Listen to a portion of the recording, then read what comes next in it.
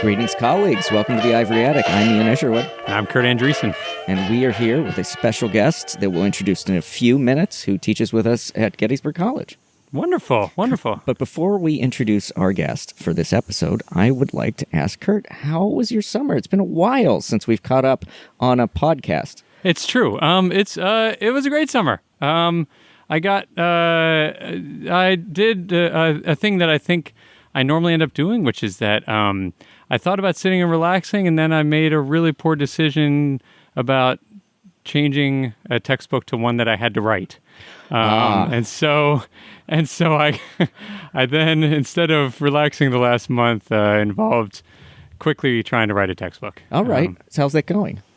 About as well as you'd expect. I expect it to be flawless this entire time. Exactly. Yeah. I'm using it already, so you ought to ask my students. Oh, yeah. great. Yeah. Okay. Yeah. Nothing like using a half-written textbook. It's nothing but high quality the whole way through. That sounds suddenly stressful, you know? So you went in expecting one thing and ended up with something else. Well, sometimes we make good decisions, sometimes we make poor decisions. What can I say? Mostly the latter. Yeah. Except for this podcast. Which is a great decision. Always has been. Exactly. How about you? How was your summer? Oh, my summer was great. I spent part of it in the UK, as you know. Oh, yes, so that was wonderful. Did some.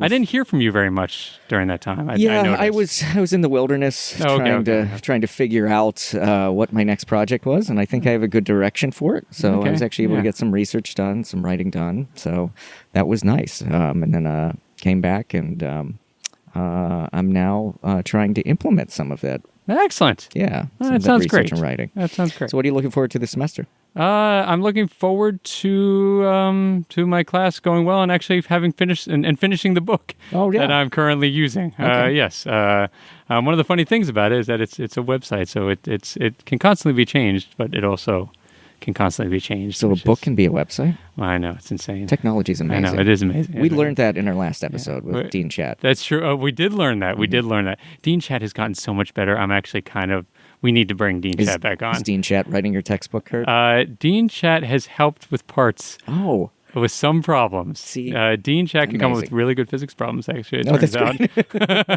and solve them.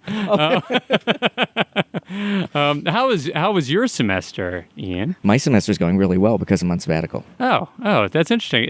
Does that have anything to do? Is your neckwear any indication of this? Well, as you know, I declared at the beginning of this year that I'm not on sabbatical. I'm on cravatical. That would so explain it. It's more of a relaxed look for me. It's good. Yeah. It's very nice. Thank you. Well, especially for this sweltering day. It's sweltering hot. We should say that we are a poolside, right? Yes, the attic. The attic is while it normally is a physical place, is sometimes just a place in our minds. Yes, it is, and the physical space is about 120 degrees right now. So I'm glad we are outside with a breeze. We are poolside, so if you hear any background chirping or noises of wildlife, you know that.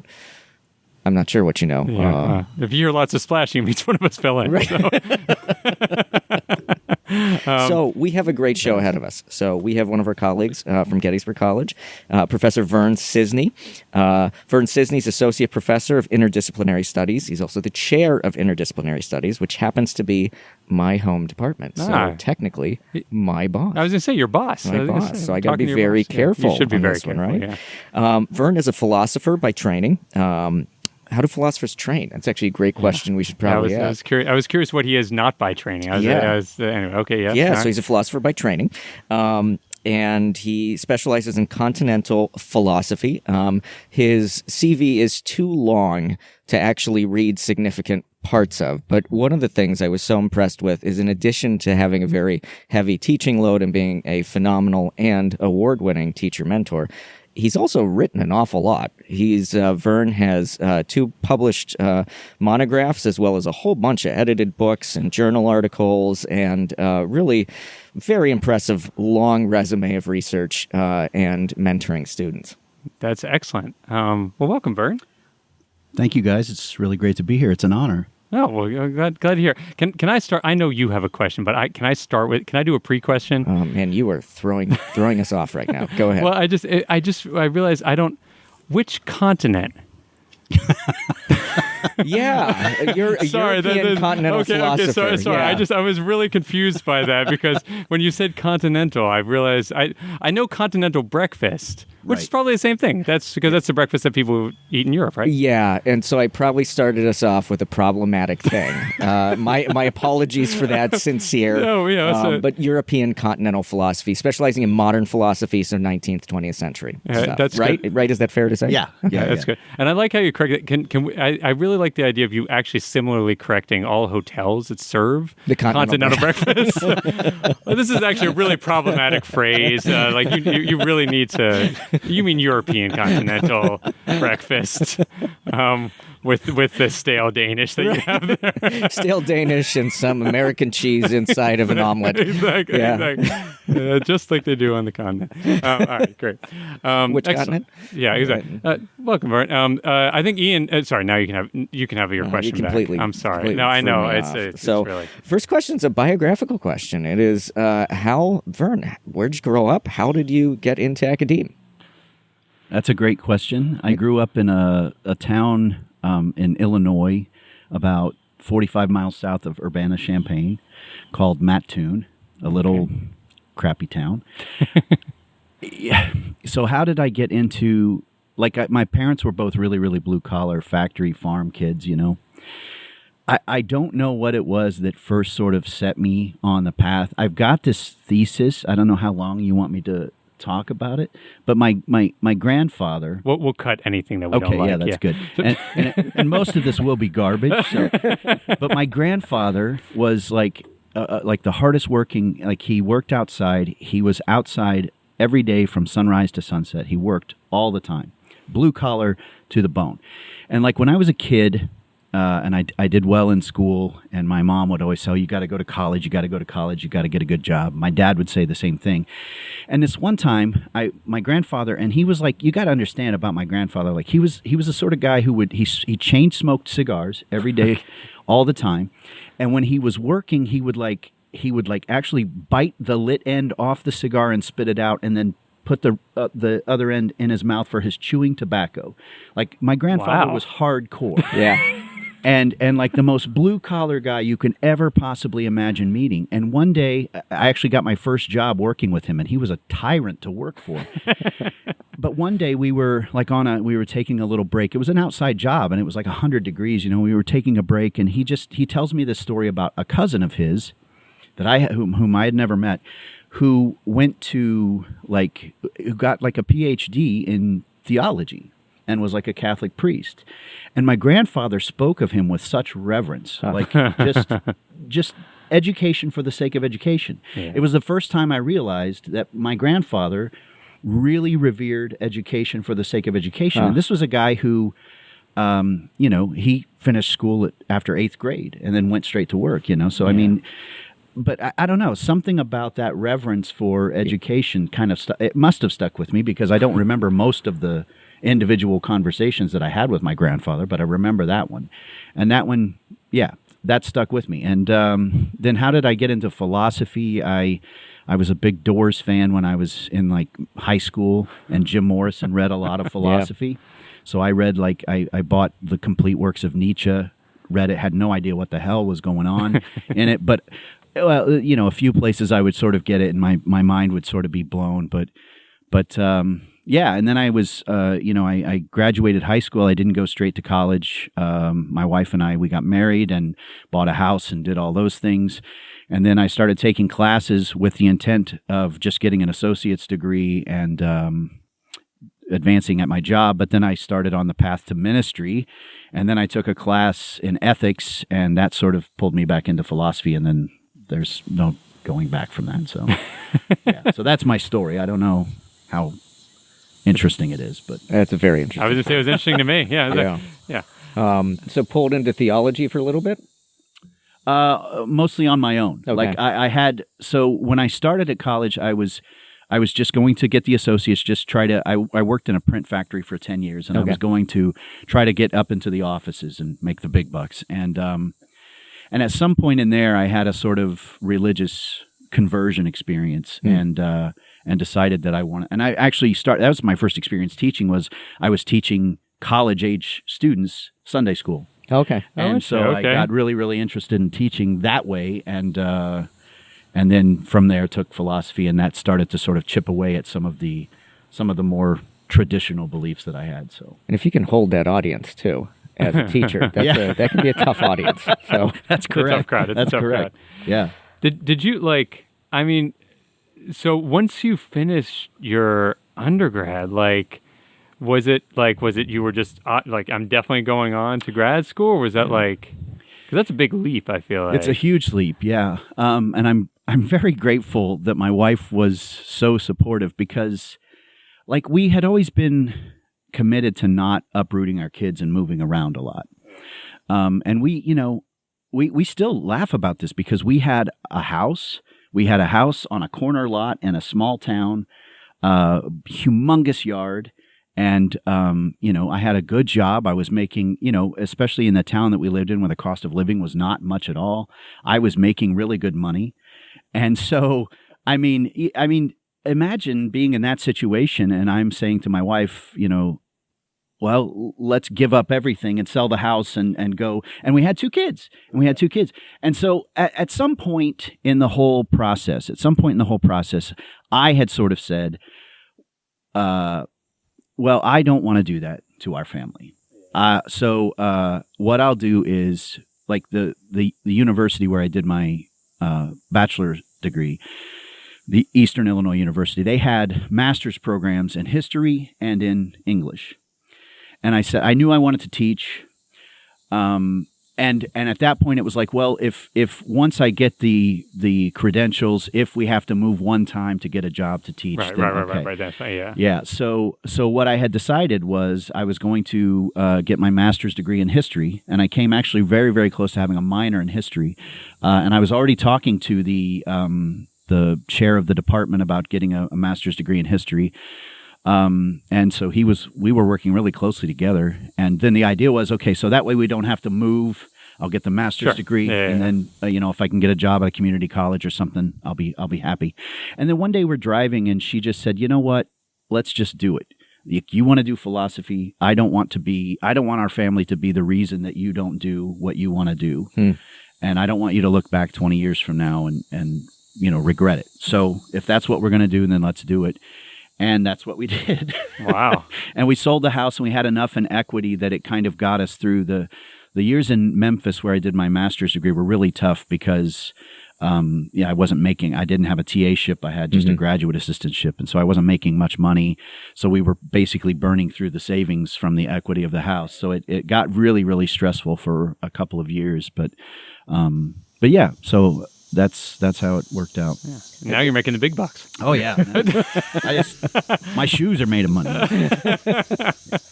But that sounds like a real calling, though. I mean, people often say that academia's a calling, right? Yeah. And I mean, to follow a passion or a dream or something inside of you that's driving you like that, and to be able to take such a massive risk, especially with the kids, it's pretty remarkable. And it's pretty remarkable that your wife is so supportive too. Yeah. Yeah, thank you very much. Yeah, we were sitting out on the porch just the other day, and I was just like, we were crazy, we were insane. Yeah. It's a nuts. It was, but it paid off. So, and we were thinking, like I said, I got married when I was 19.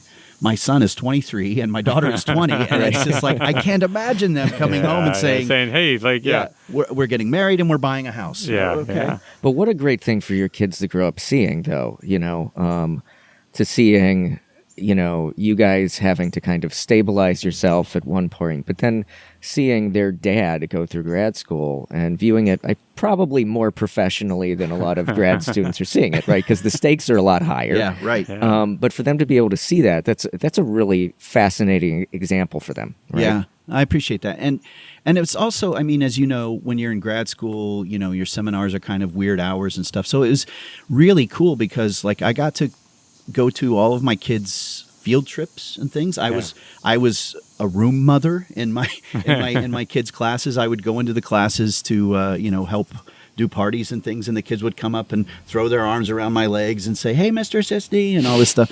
So I mean, it's Dr. Cisney. Future doctor. It's future Dr. Cisney. It's ABD Cisney. But they, so I'm really grateful that I got to be part of so many of those experiences too, because of the path that I was on. It's funny because you were a great example to me. Like last year, you mentioned something to me about that, and the opportunity came for me to chaperone a trip at school, and I'd always said no because that's the last thing I thought that I'd ever want to do, and then I did it, and it confirmed that. But but I'm so glad you had such a good experience. Yeah, no, it's true. I loved it. I really did love it. Yeah. So you are chair of IDS. Correct. What is IDS? Interdisciplinary Studies. Okay. Tell me more. My understanding is it started as a program in the 60s or 70s, something like this. Sounds like a 60s and 70s type of thing. Yeah. And I've seen old yearbook photos of the faculty who contributed to it at that point. Lou Hammond, if I'm not mistaken, had a big hand in pushing it forward. But it's got two main functions that it had before you and I kind of went in there, and those two main functions are it houses the individual major, which is something I am really, really proud of. The individual major it gives our students the opportunity to, basically craft their education in accordance with their specific needs, filling it with classes that they want to take that are going to be enriching for them in whatever way, or helpful in the direction of their career in whatever way. It's rigorous. They've got a methods course. They've got advanced level courses. They have a capstone course, but they are creating and crafting their education from the ground up, from the first year or two of their education, which is remarkable. Mm-hmm. It really is. And so that's something that we do. We get a couple of different kinds of students, as you know. We get the students who they want to do a major sort of like something they could do at a big state school, but they don't want the big state school educational experience. So one that we've seen, or a couple that we've seen a lot of in the past few years, have been like criminology. We've got 4 or so students right now doing majors in something like criminal justice or criminology or something like that. And then another one is sports management or sports media management or something like that. So we get those kinds of students. We also get the ones who are just really quirky, really interesting, sort of unusual, oddball in all the best ways kinds of students who really do just want to fashion something really, really cool. So you might remember the student a few years ago who did the major called God, Death, and the Meaning of Life, where it was basically just like a humanities course on existential themes, religious themes, meaning-making themes, these kinds of things. And then we get the students, as you know, who maybe they've failed out of this or that major, maybe they failed out of this or that major again, and they need to do something. They need to, we need to help them to graduation, and so they piece together something from the majors that they've worked on. So that's one thing that we do. And then the other thing that IDS does is it houses a lot of the upstarts, the experimental kinds of programs or majors. And sometimes they will, eventually, become big enough that they go off and do their own thing, like cinema and media studies, I think. Started as an IDS major, started as an individual major. We had Jim Udden. Jim would, he would steer students towards the individual major, and they would build their own cinema and media studies major, and then it would take off, and then eventually the program would take off on its own. We still have some programs that are, of their very nature, interdisciplinary, like data science, Civil War era studies, I believe, is still housed in IDS. So those kinds of things where, you might be doing some stuff with film, you might be doing some stuff with literature, you might be doing some stuff with history. So that's what we do, and I'm really happy and comfortable in that department. That's cool. Do you have? So I mean, I for the record, I'm gonna have to preface this. I'm a big fan of the IDS major, but I bet do you get angry parents? Do you get people who say like, "Listen, you can't. My kid can't get a job in interdisciplinarity. What are you doing out there?" Yeah. So that's a great question. So I've never had angry parents write to me. I suspect that the students. You might after this podcast. I was going to say, so that's just me. So okay, yeah. I suspect that the students sort of act as buffers in the sense that when they tell their parents, "Oh, I want to do an individual major," I'm sure that some parents say, "Really? So you're doing this sort of made-up major?" Is a prospective employer going to look at your resume and see God, death, and the meaning of life and say, I want to hire this person? One of the things that I tell we make it very easy to double major is one thing. So if the parents are just absolutely intransigent on no, you're not going to do it. Well, if the kid, sorry, my apologies, I'm old. If the student, wants to have another major that is more so-called practical and will help get them a job, whatever, and then do the individual major as a double major, that's great. God, death, the meaning of life, and computer science. Yeah, exactly. Right. Which, you can do lots of things. You can work for a mortician and do their website at the same time, right? But one of the things that I try to impress upon students is, look, to do the individual major, we are asking you to have a self-awareness and the ability to know yourself well enough, to know what you want to do well enough, to know how to combine these classes together well enough. You're basically creating your own curriculum. Yeah. And then you have to meet with people whose job it is to be as tough on you as we can, and you have to defend why this is a coherent major that's going to advance your path in life, advance you on your path in life. Well, and you get a ton of one-on-one contact with your professors too, because we do a lot of independent studies. Oftentimes the capstone is an independent study with the faculty. I think it almost always is, right? Yeah. But you have to be, for a lot of our students, they are crazy ambitious. And that is something that I bring up in letters of recommendation, all of the time. It's no, this person created a major from the ground up where they looked across our full curriculum and they saw something that, we might not have seen. Yeah. And when I talk to our alums, who've graduated with an individual major, they will say that there's no question that their individual major got their foot in the door with prospective employers. Because, I tell our students, let's say you're applying to an office, they're going to get 200 people with, business degrees. But they're probably not going to get a whole lot of students who built their own major. And, coming up with a plan, crafting that plan, understanding the coherency of that plan, and then defending it to a group of people, that's a set of skills, to use this buzzword. That's a set of skills that any employer is going to find valuable. Absolutely. Yeah. So that's cool. So Well, one of the things that always fits in, I always think about this in terms of the quote unquote crisis in the humanities, right? Which is both real, but it's also kind of its own self-created death spiral, right? And I'm not dismissing the real side of it, because there is a very real side. You heard it here first. Right. Ian Ishwood says there is no crisis in the humanities. You can all go home. Thank you. That should be our catchline, right? That should definitely put that in the show description. We'll get more followers. But so one of the things I think about is that often we hear in the humanities, that part of the reason why people are turned off from humanities majors is because of the skills issue, right? That they don't think that they're gaining transferable skills for employment afterward. And so the humanities does a lot of time defending itself, saying, no, you are developing skills. They might not be immediately apparent, but they're definitely there, right?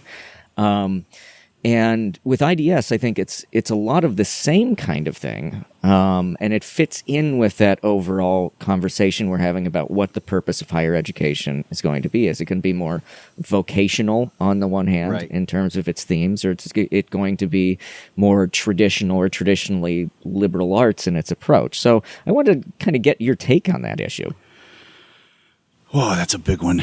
So I'm sorry I asked. No. You can skip it if you want. My take on Which part? On all of it. Yeah. Well, or just answer the question that you want me to ask you, like a politician. Okay.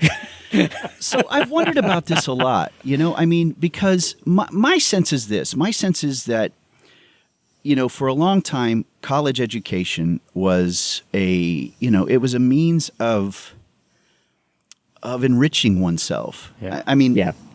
enriching one's mind, getting a better understanding of the world, learning how to think critically, how to communicate, understanding the tradition that one is a part of, understanding the problems with that tradition, understanding the ways in which that tradition interacts with other cultures and other traditions in the world, that it was a way of enriching one's mind. And that to a lot of employers, it's like, well, that's attractive. We want that kind of person working for us because they're going to be more critical thinkers. They're going to be more analytical. They're going to look at things from multiple perspectives. They're going to have well-grounded opinions. They're going to be open to new evidence. They're going to be able to communicate, right? And so it's a person who has a college education is going to be hireable. Yeah. And then I think have a degree of intellectual maturity too. Yes. Right. Yes. Yeah, because there's all these intangibles that we do or that happens in a college experience that you can't just get doing piecemeal, online courses. And I mean, one of the examples like you have in your classroom, and I have to some degree, but not probably as much as you do, like a lot of uncomfortable conversations, right? Exactly. And so it's how do you navigate those uncomfortable conversations in a respectful way? In a respectful way, yeah. Right? And so when we talk about like the civic value of a college education, that's also part of it too, right? Yeah, I absolutely. I could not agree more because exactly. You have people from different backgrounds, from different parts of the country, different parts of the world, very different experiences of life, and you're talking about controversial issues about which some people have very deep-seated feeling, deeply grounded, opinions, and you have to learn how to navigate that, and you have to learn how to interact with people and navigate the world with people who don't agree with you. And so much of our contemporary life is siloing ourselves in social media, holes and only interacting with people who agree with us and, lambasting people who disagree with us. So I think that's right. And then what I think starts to happen culturally is that because it's seen as so valuable, the price goes up, and then it becomes, we start to put the cart before the horse. Instead of thinking about education as itself intrinsically valuable, but also instrumentally good in getting a good job, we say, well, education is there to get you a good job. And so if you're going to pay X dollars for an education, it should be something that imprints upon you transferable skills, as you said, that are going to be useful in the market. And it's that phrase, return on investment, which is the one you hear over and over again. And it's deeply tied to, I think, the crisis in the humanities, right? Which is the idea that if you're going to pay a lot of money for the degree, you want to immediately have something to show for it, right? Yeah, exactly. And, the stuff that you were just talking about isn't immediately apparent, but I think it is in a job interview. Or at least that was my experience when I was coming out of college. I had a feeling, when I was coming out in the year 2000, which it was a long time ago, right? I had a definite feeling that I had not gained a lot of skills that would land me a job. But then when I was in a job interview and people started asking me about college and started asking me questions, it became apparent that I actually learned more than I thought I did. Yeah. And I was able to get jobs. Right. Absolutely. I also, though, I mean, I do think to a certain extent, right, that if you look at where I think we do actually provide skills to some of these students, but I also think, what I'm always hoping we're doing, at least partly, is teaching people how to live life and to enjoy life and to be happy, and so I feel like but I guess the thing I find funny about that is that I think that is a much tougher sell, obviously, to say we are gonna make you happy long term, and yet it's by far the much more important one, right? If I were to ask a random person on the street, which is harder to get a job or to ensure kind of lasting happiness over the next 40 years, right? Like, there was a definite, the first one is much easier than the second one. And I feel like to a certain, I mean, getting back to what you were saying before, I feel like to a certain extent, by kind of switching back to this kind of, even within the humanities, talking always about skills and things like that, is ignoring the actual, one of the big values that you're getting. Because if you told me, listen, like, like for $80,000, like, I will give you a new view on how you view the world, how you interact with people, and how you how you position yourself for the rest of your life. Like, I mean, it's not cheap, but it's not bad. Right. And then if I say like, and almost everyone gets a job anyway, right. So it'll be fine, and you'll pay off your loans eventually. It'll take a while, but you'll get there eventually. I feel like that's a pretty good deal. But again, I think it doesn't fit on a nice flyer really easily. And one of the ironies is that humanities majors do just fine on the job market. Yeah. They don't, I mean, they might not immediately, like right after college, they might, it might take a year or two, but they do just fine. And they get good jobs and they make good livings and they do absolutely fine. And 100%. And I think one of the things that ties kind of both your comments together is that, like, they do fine on the job market. They also, I think, lead lives that are pretty thoughtful. Yeah. And I can't tell you, like, how many times have we heard in our careers teaching from somebody that the best class that they took was not a course that's in their major, right? But it's with somebody else that was teaching them something inspirational that changed the way that they thought about the world, right? Yeah. Mine was it was Philosophy 101 with our former colleague Carrie Walters. Absolutely.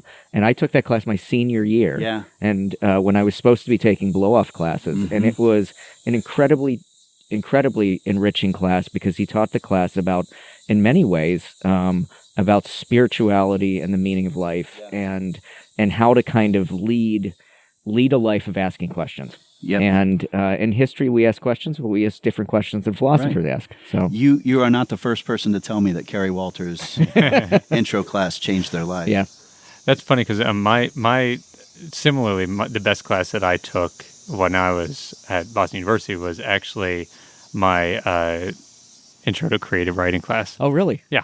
By far, it was taught by a graduate student. It wasn't even taught by, like, this person did not have a PhD, and it was by far the best taught class that I had, and the most interesting and most meaningful class I took. And guess who still writes? Hey, you exactly. do. Look at this guy, creative all the time. I mean, I stopped thinking about serious subjects a long time ago, but you still write.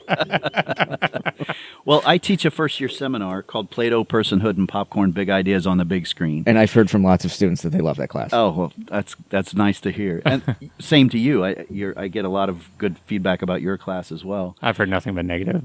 Ian, just for the record, I haven't heard much about Vern. Ian's 100% negative. But the funny thing is that, like, when I see these students years later, even students who don't end up majoring in something like philosophy or even the humanities at all, they will still say that it revolutionizes the way that they watch films. Yeah. Cool. And that's something that they are going to take with them for the rest of their life, that they understand that there's more to art than just pure consumptive entertainment, and that there are concepts there, and there are comments on, socioeconomic issues and things like this that they didn't see, that they had never noticed before in their lives, and now they can't unsee it.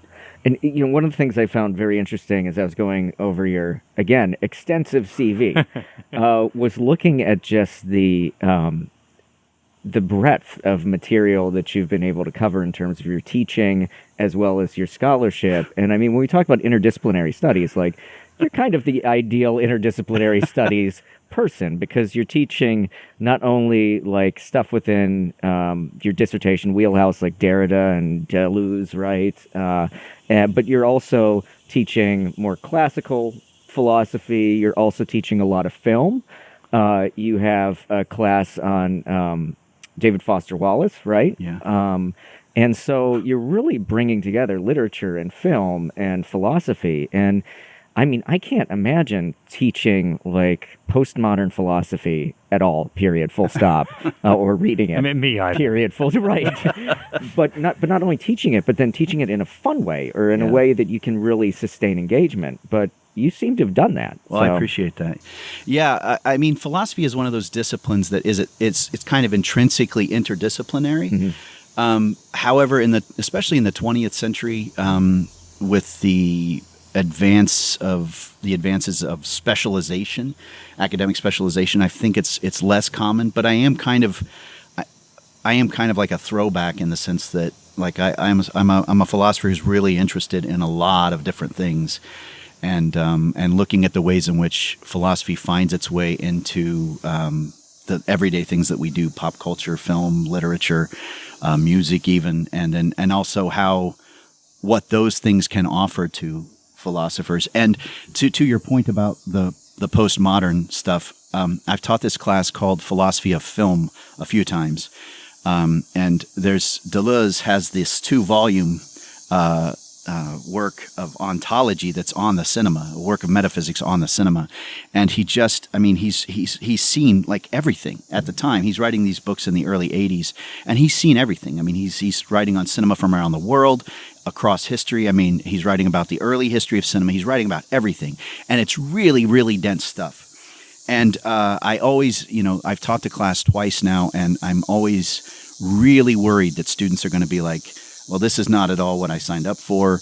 This is too difficult. It's too dense, too, impossible to understand. But on the contrary, like the last time I taught the class, 14 evals, like 13 of them said, I really love Deleuze. Huh. I was like, okay, well, I'm doing something. And now I will say, number 14 hated Deleuze. Like, absolutely detested Deleuze. I did not get this guy at all. But the others were... 13 out of 14 is pretty good. Yeah. It's really good. And they were like, don't listen to the haters. Deleuze is fantastic. Do more of it. Okay. That might be the first time that sentence has ever been uttered. Yeah, that's good. That's good. That's really... I suspect that's probably right. So, final question. Oh, okay. Before we move on to our other segments. Is that okay? Or do you have another question? I think so. Well, I'm going to hear your question and see how close it is to what I was wondering. So what gives you joy? That was it. That was actually the one. Well, why don't you ask? Okay. I actually have a question for you. Okay. What brings you joy? Oh, okay. It's a dangerous question for a philosopher. It is. Especially a postmodern Yeah, philosopher. wow. Man, that's a good question. You can have multiple. Okay, good. Yeah, okay, so I don't have to. Yeah. So, I mean, most people do say family. I was going to say, let's just get family out of the way. You had to say family, whether it's true or not. Family's there. All right, we've put families off the table. So now. let me tell you, this summer, the first half of the summer, I worked like a madman. I worked a lot. And then the last half of the summer, I didn't do a damn bit of work. All I did was I went out on the porch every day. I slept until noon. I went out on the porch every day. I sat with my dog. When my wife got up, she came out and sat with us, and I smoked all day long. and I swear to God, there's nothing super stimulating about it. I think it's the closest thing to like just an enduring sense of joy, just sitting out on the porch. And my wife teases me because she's like, you realize now that you've become my father, that you well, you know what I'm saying. Not the Oedipal way, but like sitting on the porch, just like looking at what the neighbors are doing and waving at people as they drive by. Having a stogie. Smoking a cigar, smoking 3 cigars. So that has really, like in the last 6 months, has really sort of changed my life. I mean, it really has. And but the other thing is being in a classroom. I mean, I swear to God, I love being in a classroom. And I think that even if all the doomsayers are right and academia completely implodes in the next 10 years or something, I think I will find a way to do something like this because I just love it. 10 years, you say, we need to start making money off this podcast fast. The thing I like about that is, I think, right, can't you, when you're sitting on your porch, just having a smoke, and I mean, you can call that work, can't you? You're a philosopher. I think so. You're thinking. You're I mean, thinking about Socrates just things? walked around. I was right? going to say no, He it's drank right, people's wine and annoyed right, people. Like, I feel like I feel like that's still work. It's just different kind of work. And I do think it's like helping calm the helping reset the brain a little bit. Yeah. And I think it's been really valuable. That's great. Hanging out with my kids. Yeah. Hanging out on the porch with my dog, smoking. That sounds all right. That's good. awesome.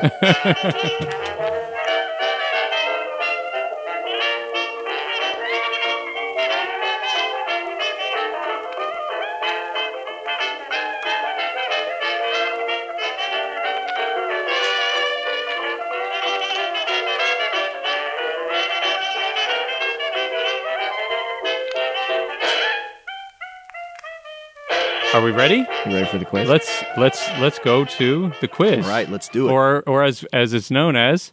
Did you know? So we have one quiz question and one quiz bonus for you. Okay? And no prizes. So no prizes, of course, no prizes. Your prize is being on the show. Exactly. So you teach a course called The Four Horsemen of the Apocalypse. Can you tell us a little bit about that? Sure.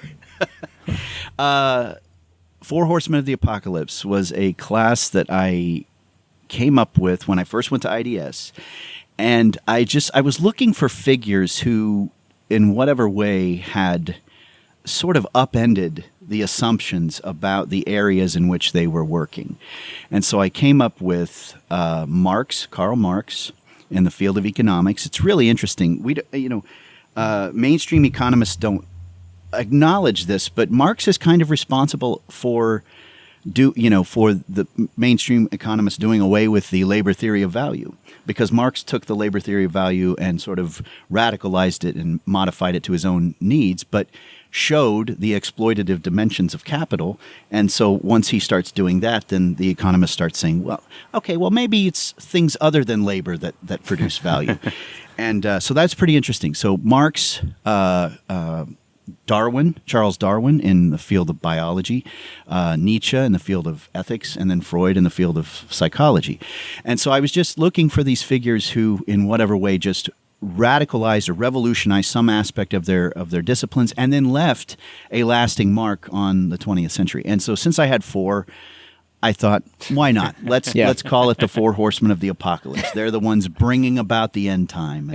And huge cultural change when they emerge, right? Yeah. And huge controversy ever since. And of course, so Lots of huge beards. All good beards. And the question was initially going to be a beard ranking. Oh, okay. Oh. So that can be a bonus for that's my our bonus one. listeners. Can I- yeah. Okay, yeah. Well, I think it should be for our listeners. For don't the you think? listeners. Oh, yeah. Yeah, so they can write in about that.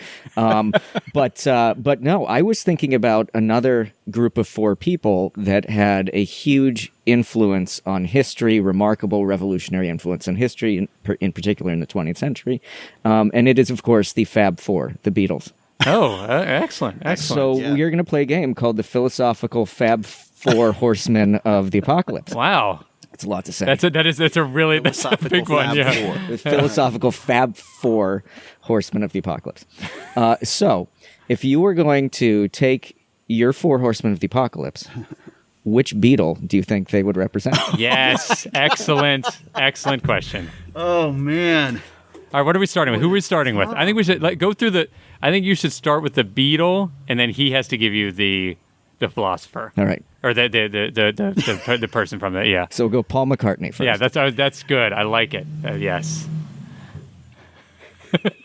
Let's see. I got to go Nietzsche. Oh, really? Yeah. Wow, I was not expecting that. I was not What were expecting you him to be expecting? Paul. No, we'll get to my opinions afterwards. So why? Because Nietzsche so loved his mustache. He had his own strain of vanity, is what I'm trying to say. And Paul's the cute one, right? He is the cute one. He is a cute one. He is a cute one. That's why I went there. I don't know. So I had a friend who once said of Nietzsche's mustache that it looked like even his mustache was repulsed by him because it's projecting itself straight out. Just trying to get as far away as possible. Okay, so that's interesting. So Nietzsche's vanity, right? All right, okay. all right. Although, I mean, yeah. Okay. Okay. For our game, for our purposes. Yeah. Okay. It's not a game, it's a quiz. Oh, sorry. Yeah. An important one, John Lennon. obviously. Oh, God.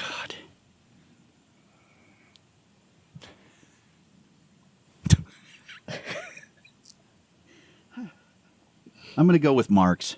Well, obviously, just because of the wordplay. Lennon and Marx. I mean, like, this is just... Len American Pie. I wasn't even like- thinking that, but that's great. That's great.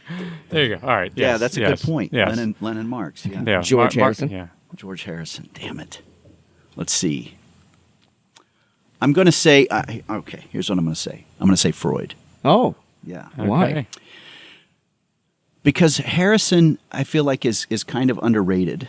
I feel like he's a really, really, really talented guitar player and songwriter, and doesn't get enough love. And one of the things that we talk about in the class is that, contemporary psychology looks down its nose so much at Freud, and treats him sort of like the crazy uncle that no one really talks to. But in reality, like, for better or worse, Freud has left such a lasting impact on our view of the psyche. Like earlier, when I said my wife made the joke about me becoming her father. Yeah. Oh, Yeah. well, not the Oedipal kind. I mean, that's the place that a person's mind goes. Why is that? That's because of Freud. Because of Freud. Yeah. Freud has left such a huge impact on the culture, but doesn't get enough love. Like George Harrison. Yes. Well, you heard it here first, everyone. Vern Cisney says that Darwin was the Ringo of... I'm just gonna leave it there. I've heard a joke about Ringo that someone said. We're not gonna get sued by the Beatles here, are we? So just, or by a portion of the Beatles. Yeah, you can cut it out if you need to. Allegedly, it's a story involving the Beatles, and someone asked in a press conference, "I've heard that Ringo is the best drummer in the world. Is that true?" And I think Paul or John maybe said, "Ringo's not even the best drummer in the Beatles."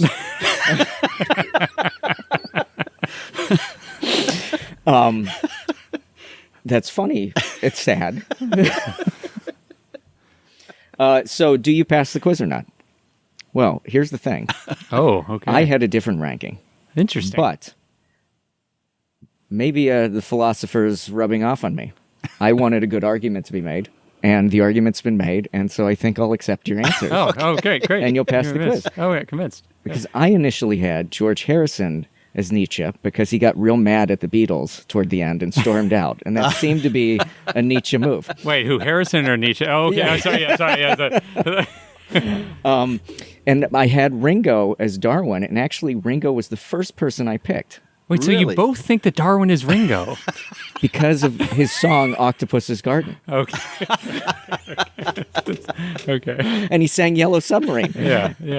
That is true. Yeah. And okay. Darwin spent a lot of time on a boat. and That's a then good submarines. point. Yeah, that was all. Yeah, he spent all of his time So researching. I'm even more submarines. convinced. I'm Yeah, even more yeah. convinced now. Okay, all right. It's not okay. just process All of elimination Yeah. anymore. Actually, you once we start actually having merch, I think one of the first ones we'll have is Darwin is Ringo shirts. I would wear that shirt. I would wear that shirt.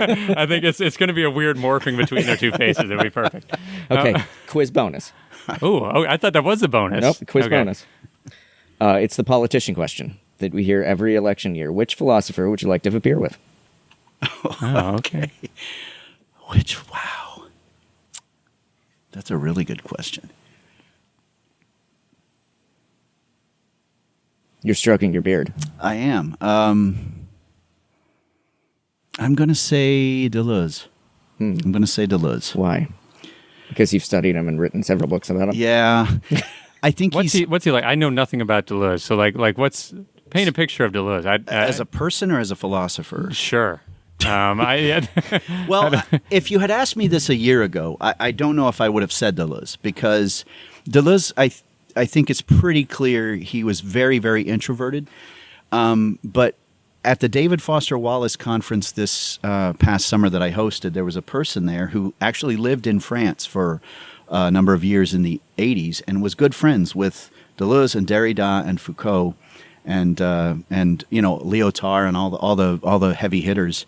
and hung out with them all the time. Like, I guess they pranked each other and stuff. And he said Deleuze actually had a really, really good sense of humor and was really pleasant to be around. So if he were not pleasant to be around, then the fact that he were philosophically interesting, I wouldn't do it for me. Yeah. But the fact that he's probably my top pick for philosopher, and then also allegedly, There's got to be something there. yeah. I like it.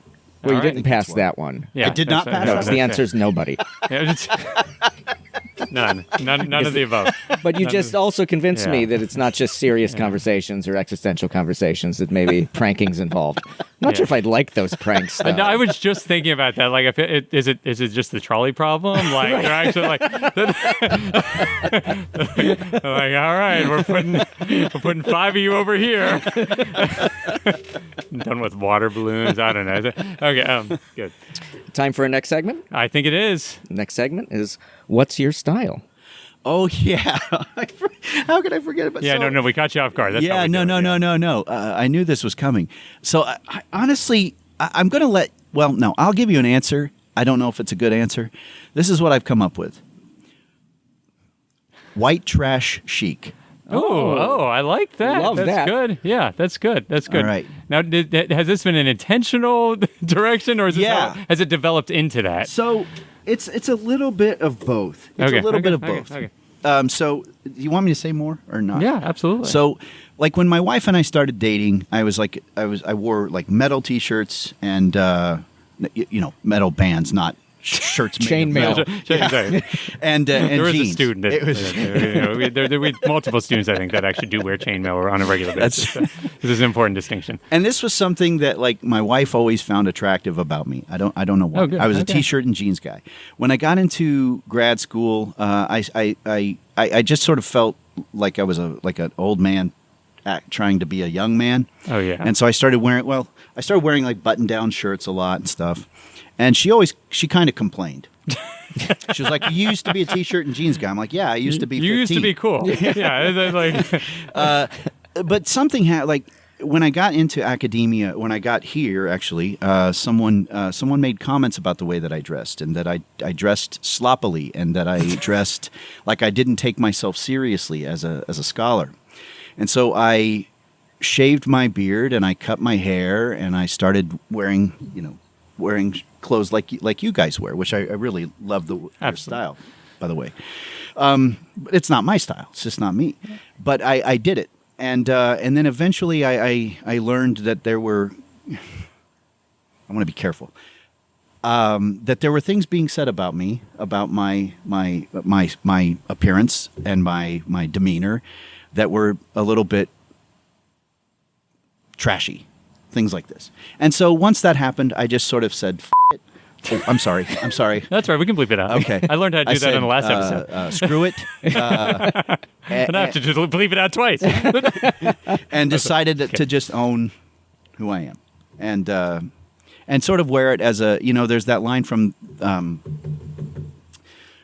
Game of Thrones where Tyrion says, "Never forget what you are. The world won't forget what you are," and just wear it like a shield, and then it can never be used to hurt you. And so that's kind of where it came from. So I've come full circle, Yeah. I guess. I love it. Your style's awesome. I was gonna say I think you were. I mean, people always comment on people tend to know who Ian and I are just because we're the kind of the weirdly dressed ones. But I'd say you're right up there with us. You've definitely like I can be like, oh yeah, like you've definitely seen him walking around. Like he probably had a chain dangling out from his pocket. Like there aren't a ton of professors that. Well, and one of the things I love is when Vern and I walk into faculty meetings, we're usually walking from the same building with each other. And so we're walking next to each other past students. They're saying hi to the both of us. And, I look like a banker. And Vern's got a chain wallet and the hat on backward and the tattoos. And we're like talking because we're friends, beautiful. you know? It's beautiful. And not thinking anything of it. But I always think, what are they thinking in those moments? It's so good. It's so good. And I talk about your classes and stuff in my lectures I don't like you, Kurt. So Yeah, no, that's right. Yeah, if you do, it's a long line. No, but like when we'll be talking about IDS or something, Yeah. and I'll bring you up, and I'll say, oh yeah, Ian's a good friend of mine, and so yeah. No, and I think it's important. Like you guys look intentional, right? Yes, yeah, and I think in my own way I look intentional. Oh, 100%. Absolutely, Yeah. absolutely. No, I love that. I also love that part of your the reason that you choose it is also because your spouse, because I will say, like, I stopped wearing T-shirts because I there was a moment a few years ago where I put on a T-shirt and I turned to my wife, I said, what do you think? She said, you look stupid. And I was like, yeah, that's true. I do kind of look stupid. And in the exact same way, I mean, like, I looked like a banker who had just put on a T-shirt. Well, I walked into your wife's office one time wearing like my leather biker jacket. And she was like, oh, I love your jacket. And she said something about you had like a leather bomber jacket or something, and you put it on, and you felt like you were an old man trying to look young. And I was like, oh, send it to me. I was like, we'll go out in our leather jackets. We should totally do that. Because you definitely both look much younger standing next to each other, both in leather jackets. Both creepily sitting at a bar in our leather jackets. We should totally do that. Well, and I was saying, like, Sam came home and reported that to me, and then I felt like this measure of like middle-aged guilt and I'm like, the man I was is not the man that I've become, you know?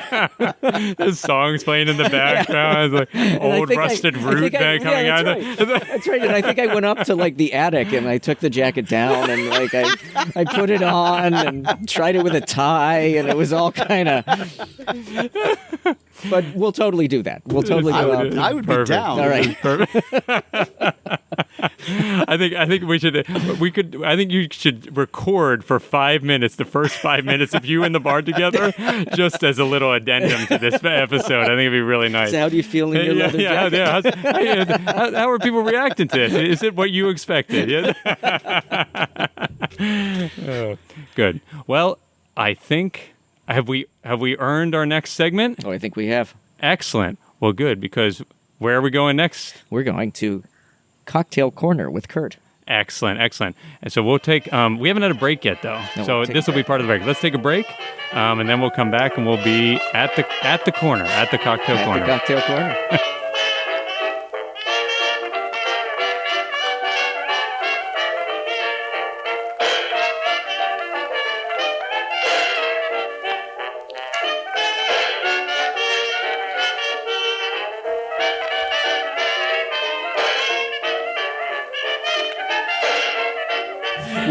Welcome back to the Ivory Attic. We're here for Cocktail Corner with Kurt. So, Vern, while I finish up the cocktails, why don't you just explain the what the name you picked and why you picked it? So, my interest in Nietzsche. So I was going to do something sort of like, the philosopher or something kind of lame like that, and. My interest in Nietzsche and Nietzsche's emphasis on the Dionysian is where I came up with the Bacchanal.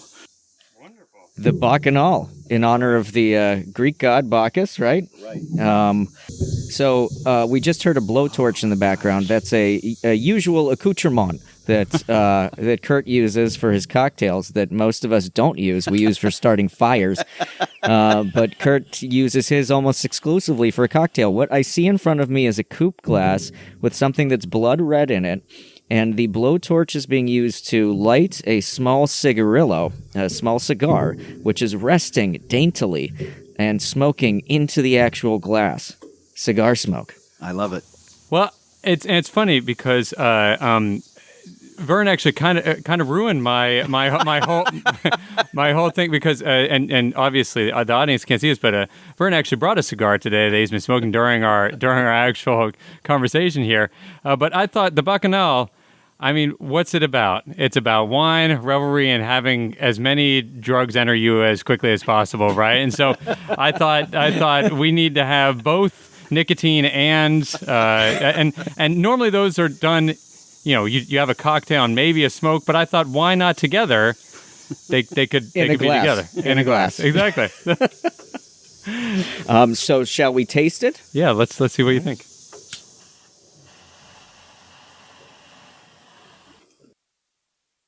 What's the cigarillo, by the way? I have no idea. I'm really bad with tobacco. I'm sorry. Hey. Oh, that smells nice. Very nice. And then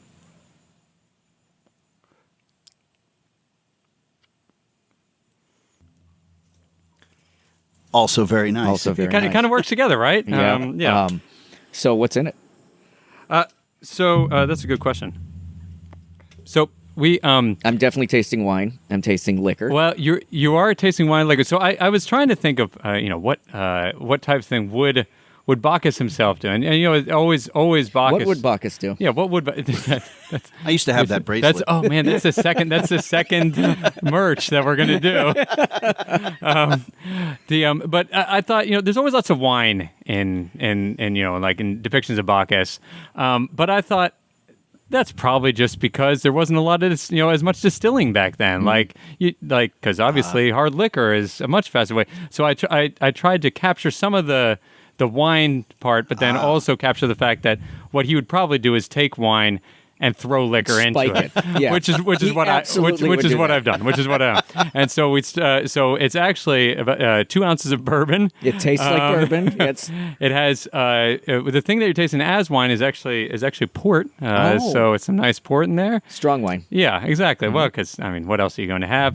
And then a little bit cassis to round it out, and some actual mole bitters. I was trying to I wanted this to taste as dark and deep as it possibly could. That was kind of what I was going for. It definitely I tastes. think it works, yeah. It's dark, it's deep, Yeah. and it tastes like something that can be a little bit dangerous. Right. Well, and if it wasn't dangerous enough, again, there's a lit cigar on top of it. Yeah. And I will say, I wanted to get something a little bit larger than the ones I have, but A, they didn't have them at the place downtown, and B, I'm not willing to spend that much money on you three. So yeah. So that's yeah. So That seems fair. yeah. Seems fair. This tastes a little bit like the Devil's Sangria yeah.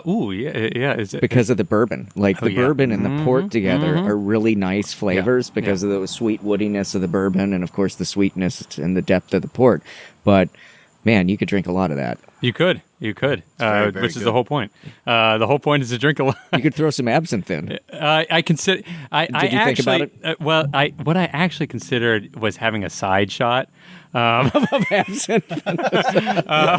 But I could not figure out a way to make those flavors work in a way that they would be enjoyable. It would not be good. Yeah. No, I was just talking in terms of the insanity and Yeah, whatever. yeah. So there we are. Well done. And the nice thing, the one thing I like about this too, is that this can never be replicated in any bar. Because basically, well, at least not in Pennsylvania, because you're not allowed to smoke in bars in Pennsylvania. So you can't have the so cigarillo. this you can only get this on this porch right here. So, and you can only get our merchandise someday when we create it. That's exactly right. From theivoryattic.com. From theivoryattic.com. Well, excellent. Do we have anything? I think that's it for us, isn't it? Yeah. Any parting words? Thank you both for having me on. Thank you so much. yeah, It's thank been you. a great episode. Yes, it's been wonderful having you. Yeah, it's been absolutely wonderful.